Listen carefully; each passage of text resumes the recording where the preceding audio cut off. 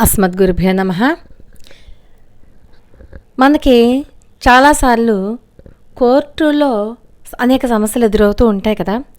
మరి కోర్టులో మనం వేసిన కేసు మనకి అనుకూలంగా వస్తుందా లేదా అనే భయం ఉంటుంది కదా.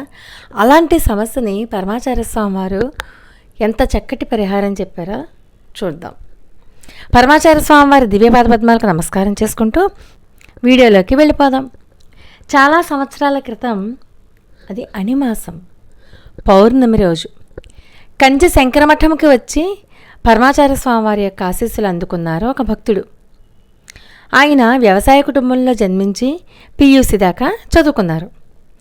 ఆయనకి ఆధ్యాత్మికత మీద ఎక్కువ ఇష్టం కావడంతో ఎన్నో పుస్తకాలు చదువుతూ ఉండేవారు, అనేక ఆధ్యాత్మిక ప్రవచనాలకు కూడా వెళ్తూ ఉండేవారు. కానీ 1985లో ఒక కోర్టు కేసులో ఇరుక్కున్నారు. ఆయన శత్రువులు ఆయన మీద ఒక సంక్లిష్టమైనటువంటి దావా వేశారు. కావాలని సృష్టించారన్నమాట, ఈయన ఎలాగైనా సరే ఇరికించాలి అని. ఎలాగో ఆయన దాంట్లో ఓడిపోతారు అని ఈయనకు అనిపించి ఒకరోజు ఉదయమే 5 గంటలకల్లా శ్రీమఠంలోకి వెళ్ళిపోయి మహాస్వామి వారి యొక్క పాదాల మీద సాష్టాంగపడి ప్రార్థించారు. మహాస్వామివారు పైకి అతి సామాన్యులుగా కనిపించినా ఆయన ఎవరు? నడిచే దైవం కదా. ఆయన అనుగ్రహం ఒక్కసారి మన మీద పడిందా, ఇంకా మనల్ని జీవితంలో పైకి రాకుండా చెయ్యాలని చూడడానికి ఎవరూ సాహసించలేరు, ఆ పని అవ్వదు కూడా. ఈయన వెంటనే ఏం చేశారు? ఆయన పాదాల మీద పడిపోయి జీవితంలో పైకి రావాలని మాత్రమే ప్రార్థించారు. అంతేకాని నేను కోర్టు కేసులో గెలవాలి, ఒక కోర్టు కేసు ఉంది, దాని గురించే పరమాచార్య స్వామివారి దగ్గరికి ప్రార్థించడానికి వచ్చాను అన్న విషయం కూడా మర్చిపోయారు ఆయన. ఆ సమయానికి కోర్టు కేసు గుర్తు రాలేదన్నమాట.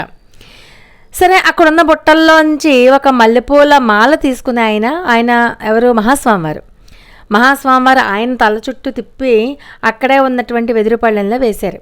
కుడి చేయి పైకెత్తి ఆశీర్వదించారు. మహాస్వామివారి పక్కనే ఉన్న వ్యక్తి, ఏంటి వారిని ఏమైనా అడగాలా నువ్వు అని చెప్పి అడిగారనమాట ఈ భక్తుణ్ణి. నేను కోర్టు వ్యాజ్యంలో ఉన్నాను కాబట్టి నాకు ఆ కేసు నాకే అనుకూలంగా రావాలి అని చెప్పారు ఈయన. ఈలోగా భక్తులు చాలామంది వస్తూ ఉంటారు కదా, ఒక్కొక్కళ్ళు స్వామివారికి సాష్టాంగం చేయడంతో ఈయన అక్కడ ఉంటే మరి భక్తులందరికీ అడ్డు కదా, ఓ పక్కకే వచ్చేశారు. కొంచెం సేపు అయ్యాక మహాస్వామివారు ఈ భక్తుడు మిగతా వాళ్ళందరూ కూర్చున్న చోటికి నడుచుకుంటూ వచ్చారు. మళ్ళీ ఏం చేశాడు ఈ భక్తుడు? ఆయన పాదాల మీద పడిపోయాడు. వెంటనే ఆ చేతిలో దండం ఉంటుంది కదా మహాస్వామివారిది, దాంతో సహా చేయి పైకెత్తి ఆశీర్వదించారు. వెంటనే పక్కన ఉన్నటువంటి శిష్యులు చెప్తారనమాట, ఉత్తుక్కులి వారికి కోర్టులో ఉన్న వ్యాజ్యంలో నువ్వే గెలుస్తావు అని మహాస్వామివారి ఆశీర్వచనానికి అర్థం అని చెప్తారు. మహాస్వామివారి అనుగ్రహంతో కరెక్ట్గా మహాస్వామివారు ఎలాగైతే ఆశీర్వదించారో అట్లానే కోర్టు కేసు ఈయనకు అనుకూలంగానే వచ్చింది. దాదాపు 5 లక్షల రూపాయలు, 2 ఎకరాల భూమి, ఇవన్నీ కూడా అప్పట్లో అన్నమాట. అప్పట్లో 5 లక్షల రూపాయలు అంటే ఇప్పుడు 50 కోట్ల కింద లెక్క. అవన్నీ కూడా ఈ భక్తుడి యొక్క స్వాధీనంలోకి రావడంతో ఎంతో మనశ్శాంతి పొందాడు ఈ భక్తుడు. అంటే పరమాచార్య స్వామి వారి దగ్గరికి వెళ్తే ఏ పనైనా అవుతుంది, ధర్మబద్ధమైన ప్రతి కోరిక అవుతుంది. ఒకవేళ మనం కోరుకునే కోరిక ధర్మబద్ధం కాకపోతే మహాస్వామి వారే మన యొక్క మైండ్ సెట్ని సెట్ చేస్తారనమాట. అలాగే ఇంకొక ముఖ్యమైనటువంటి సంఘటన ఏంటంటే, మహాస్వామి వారు మార్గశీర్ష మాసంలో విదేహముక్తులయ్యారు. అంటే వైకుంఠ ప్రాప్తి కలిగింది ఆయనకి. ఆ వైకుంఠ ప్రాప్తి కలిగినటువంటి ఆ ధనుర్మాసం 30 రోజులు కూడా ఇప్పుడు మనం ఇందాక చెప్పుకున్నటువంటి భక్తుడు తెల్లవారుజామున 4 గంటలకి వెళ్ళేసి పూజ చేసేవాడు.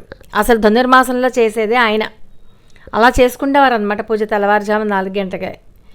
ఈయన విదేహముక్తులు అవ్వడానికి 2 రోజుల ముందు ఒకనాటి ఉషోదయ సమయాన్ని, అంటే బ్రాహ్మీ ముహూర్తంలో ఈయనకు ఒక కల వచ్చింది. NH-47 చెన్నై కళ్ళుకొట్టే మెయిన్ రోడ్లో పెరుందురై దగ్గరలో విజయమంగళం అని చెప్పి ఒక గ్రామం ఉంది. 24 చక్రాల ఒక పెద్ద ట్రక్కులో మహాస్వామివారు ఉత్తరం వైపు కూర్చుని ఉండగా అది తూర్పు వైపుగా వస్తోంది.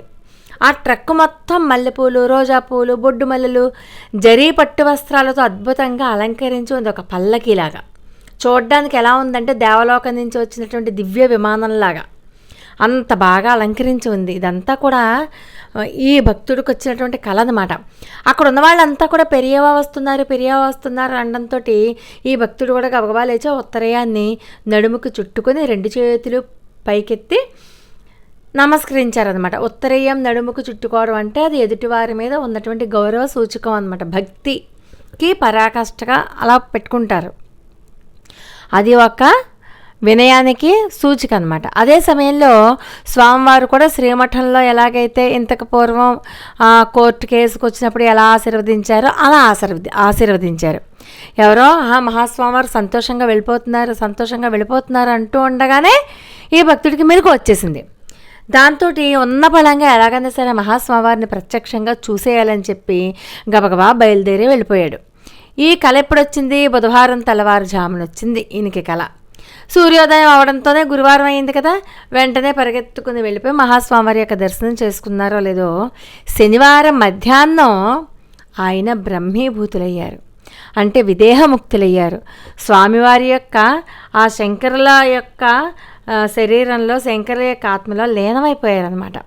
ఆదివారం నాడు వారి పాంచభౌతిక శరీరాన్ని శ్రీమఠంలో ఉన్నటువంటి బృందావనంలో ఉంచారు. అనురాధ నక్షత్రంలో జన్మించినటువంటి మన నడిచే దైవమైనటువంటి శ్రీ శ్రీ శ్రీ చంద్రశేఖరేంద్ర సరస్వతి స్వామివారు ఈ రకంగా ఇప్పుడు ఉన్నటువంటి భక్తుడికి ఆధ్యాత్మిక ప్రయాణానికి మార్గ నిర్దేశకులయ్యారన్నమాట. చూడండి, ఆయన ముందే చెప్పేశారు ఈ భక్తుడికి ఆయన త్వరలో విదేహముక్తులు అవుతారు అన్న విషయం. బుధవారం తెల్లవారుజామున ఆయన కల్లో కనిపించారు కదా ఈ సూచనగా.